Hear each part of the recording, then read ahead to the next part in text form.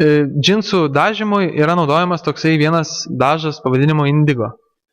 Ir jį ne tik, kad sunku chemiškai susintetinti, bet jį ir sunku ištirpdyti tam, kad skista forma mes galėtumėm nudažyti savo dažus.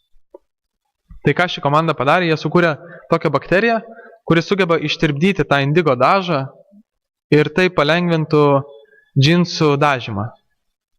Tai jeigu mano informacijos šaltiniai nemeluoja, ši komanda netgi atėjo su savo nusidažytais rūbais į finalą ir pristatė savo produktą.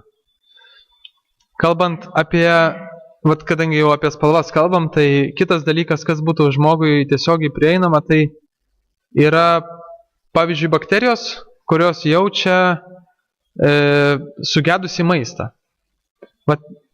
Įsivaizduokit, mes išsitraukiam iš šaldytuvo tokią mėsą, ir nežinom, ar jinai yra bloga, ar jau sugedusi. Tai ir viena komanda sukūrė tokias bakterijas, kurios pajunta kitų bakterijų, kurios skaido tą mėsą, toksinus. Ir kai jos tos toksinus pajunta, jos nusidažo kažkokią spalvą, pavyzdžiui, raudoną. Dabar įsivaizduokit, mes turime kokį nors mažiuką aparačiuką, plasmasiuką arba lipduką kokį nors. Ir mes jį uždedam ant produktą ir po 10 minučių ateinam, žiūrim, jisai paraudonavo. Ir iškart žinome, kad negalim jo valgyti.